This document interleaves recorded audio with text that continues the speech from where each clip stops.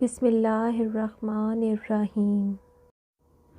حضرت فاطمہ بنت قیس رضی اللہ عنہا فرماتی ہیں کہ میں نے رسول اللہ صلی اللہ علیہ وسلم کے منادی کو سنا، وہ اعلان کر رہا تھا الصلاۃ جامعہ۔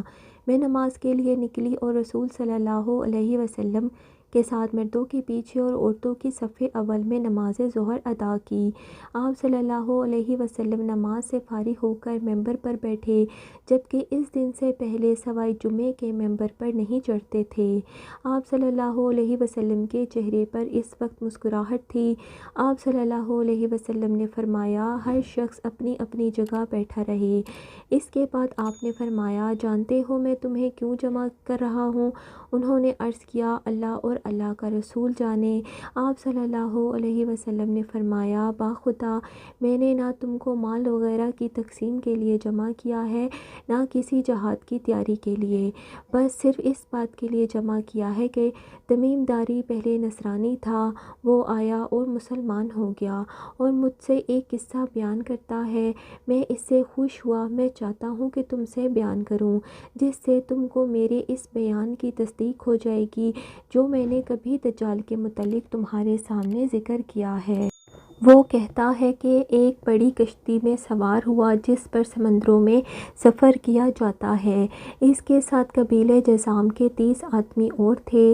سمندروں کے طوفان میں وہ 1 ماہ تک پھنسا رہا، آخر مغربی جانب ان کو ایک جزیرہ نظر آیا جسے دیکھ کر وہ بہت مسرور ہوئے۔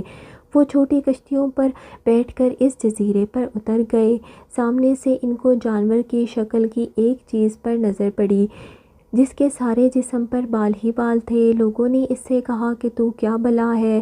وہ بولی میں دجال کی جاسوس ہوں، اس گرجے میں موجود ایک شخص ہے جو تمہاری خبروں کا مشتاق ہے۔ یہ کہتے ہیں کہ جب اس نے ایک آدمی کا ذکر کیا تو ہم ڈر گئے کہ کوئی جن نہ ہو۔ جب ہم گرجے میں پہنچے تو ہم نے ایک شخص دیکھا کہ اس سے پہلے ہم نے ایسا شخص کبھی نہیں دیکھا تھا۔ اس کے ہاتھ گردن سے ملا کر اس کے پیر گھٹنوں سے لے کر ٹخنوں تک لوہے کی زنجیروں سے نہایت مضبوطی سے جکڑے ہوئے تھے۔ ہم نے کہا کہ تو کون ہے؟ اس نے کہا کہ تم کو میرا پتہ کچھ نہ کچھ تو لگ ہی گیا ہے، اب بتاؤ کہ تم لوگ کون ہو؟ انہوں نے کہا ہم عرب کے باشندے ہیں، ایک بڑی کشتی میں سفر کر رہے تھے، سمندر میں طوفان آیا، 1 ماہ تک رہا،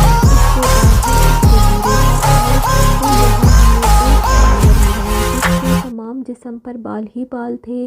اس نے کہا کہ میں جساسہ یعنی جاسوس ہوں۔ اس نے کہا کہ چلو اس شخص کی طرف جو اس گرجے میں ہے، اس لیے ہم تیرے پاس آ گئے۔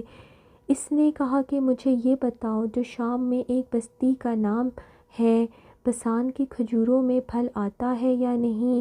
ہم نے کہا کہ ہاں آتا ہے۔ اس نے کہا کہ وہ وقت قریب ہے کہ اس میں پھل نہ آئے۔ اس نے پوچھا کہ بحیرہ طبریہ کے متعلق بتاؤ کہ اس میں پانی ہے یا نہیں؟ ہم نے کہا کہ بہت ہے۔ اس نے کہا کہ وہ زمانہ قریب ہے کہ جب اس میں پانی نہ رہے گا۔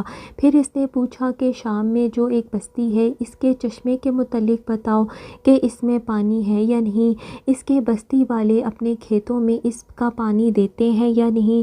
ہم نے کہا کہ اس میں بھی پانی موجود ہے اور بستی والے اس کے پانی سے اپنے کھیتوں کو سیراب کرتے ہیں۔ پھر اس نے کہا کہ نبی الامین کا بتاؤ۔ ہم نے کہا کہ وہ مکہ سے ہجرت کر کے مدینہ تشریف لے آئے ہیں۔ اس نے پوچھا کیا عرب کے لوگوں نے ان کے ساتھ جنگ کی ہے؟ ہم نے کہا کہ ہاں۔ اس نے پوچھا کہ اچھا کیا نتیجہ رہا؟ ہم نے کہا کہ وہ اپنے گرد و نواح پر غالب آ چکے ہیں اور لوگ ان کی اطاعت قبول کر چکے ہیں۔ اس نے کہا کہ سن لو، ان کے حق میں یہی بہتر تھا کہ ان کی اطاعت کر لی جائے۔ نبی آخر الزماں کی بعثت کی خبر سن کر اس نے مارے خوشی کے چھلانگ لگائی اور کہا کہ اب میں تم کو اپنے متعلق بتاتا ہوں، میں مسیحی دجال ہوں اور وہ وقت قریب ہے کہ مجھ کو یہاں سے نکل جانے کی اجازت مل جائے گی۔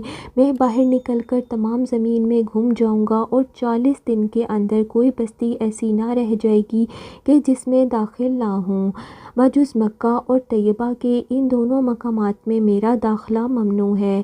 جب میں ان دونوں بستی میں داخل ہونے کا ارادہ کر لوں گا تو ایک فرشتہ تلوار لے کر میرے سامنے آ جائے گا اور مجھے داخل ہونے سے روک لے گا، اور ان مقامات کے جتنے راستے ہیں سب پر فرشتے ہوں گے اور ان کی حفاظت کر رہے ہوں گے۔ حضرت فاطمہ رضی اللہ عنہا بنت قیس رضی اللہ عنہ کہتی ہیں کہ رسول صلی اللہ علیہ وسلم نے اپنی لکڑی منبر پر مار کر فرمایا کہ وہ طیبہ یہی مدینہ ہے۔ یہ جملہ 3 بار فرمایا۔ دیکھو کیا یہی بات میں نے تم سے بیان نہیں کی تھی؟ لوگوں نے کہا کہ جی ہاں آپ نے بیان فرمائی تھی۔ اس کے بعد فرمایا کہ دیکھو وہ شام یا بحر یمن بلکہ مشرق کی جانب ہے۔ آپ صلی اللہ علیہ وسلم نے ہاتھ سے اشارہ کرتے ہوئے فرمایا۔ ناظرین، اب ہم حضرت تمیم داری کے اسلام لانے کا واقعہ بیان کریں گے اور ان کی کرامات کے بارے میں بتائیں گے اور ساتھ ہی دجال کی بڑی پیشن گوئی کے بارے میں بھی بتائیں گے۔ حضرت تمیم داری رضی اللہ عنہ کو اعزاز حاصل ہے کہ مسجد نبوی میں آپ نے سب سے پہلے روشنی کی یعنی چراغ جلایا۔ اس حوالے سے حضرت ابو سعید خدری رضی اللہ عنہ فرماتے ہیں کہ مسجد نبوی میں سب سے پہلے حضرت تمیم داری رضی اللہ عنہ نے چراغ روشن کیا۔ اس کی تفصیل بیان کرتے ہوئے ابو ہند کہتے ہیں کہ تمیم داری ملک شام سے اپنے ساتھ روغن زیتون، قندیل اور رسی یا زنجیر لے کر چلے۔ جب مدینہ پہنچے تو اتفاق سے شب جمعہ تھی۔ تمیم داری نے اپنے غلام کو حکم دیا، وہ اٹھا، رسی باندھی اور قندیل اٹھائی اور اس میں پانی اور زیتون کا تیل ڈالا، پھر بتی لگائی اور اس کو سلگایا۔ حضور صلی اللہ علیہ وسلم نے دریافت کیا کہ یہ روشنی کس نے کی ہے؟ صحابہ نے کہا تمیم نے یا رسول اللہ۔ اس پر حضور صلی اللہ علیہ وسلم نے یوں دعا دی، یعنی تم نے اسلام کو روشن کر دیا، اللہ تعالیٰ دائرین میں تمہیں نور عطا کرے۔ سنو، اگر میرے پاس کوئی بیٹی ہوتی تو ضرور تمہارا اس سے نکاح کروا دیتا۔ کہتے ہیں کہ نوفل بن حارث بن عبد المطلب حضور صلی اللہ علیہ وسلم کے چچا زاد بھائی نے کہا کہ یا رسول اللہ، میری ایک بیٹی ہے ام المغیرہ جو بیوہ تھیں، آپ جو چاہے کر لیجئے۔ چنانچہ حضور صلی اللہ علیہ وسلم نے ان کا نکاح کروا دیا اس شرط پر کہ مدینہ میں یہ قیام کریں گے۔ چنانچہ وہ مدینہ میں ہی رہیں یہاں تک کہ حضرت عثمان غنی کی شہادت کے بعد ملک شام کی طرف چلے گئے۔ حضرت عبداللہ بن مسعود رضی اللہ عنہ فرماتے ہیں کہ ایک دن حضور صلی اللہ علیہ وسلم نے دجال کا ذکر کیا۔ میں نے پوچھا کہ وہ کب نکلے گا؟ حضور صلی اللہ علیہ وسلم نے فرمایا کہ جب عمارتیں مضبوط و مستحکم بنائی جائیں گی اور عورتیں غیر شوہروں کے لیے زینت کرنے لگیں گی۔ میں نے کہا جب ایسا ہو جائے گا تو کب نکلے گا؟ فرمایا کہ جب تجارت کرنے والے جھوٹ بولنے لگیں گے اور لوگ زنا وغیرہ کرنے لگیں گے۔ میں نے پوچھا کہ جب ایسا ہوگا تو کب نکلے گا؟ فرمایا کہ جب میری امت شراب کو حلال سمجھنے لگے گی اور سود کو خرید و فروخت کے بدلے اور زنا کو نکاح کے بدلے حلال سمجھے گی تو دجال کا خروج ہوگا۔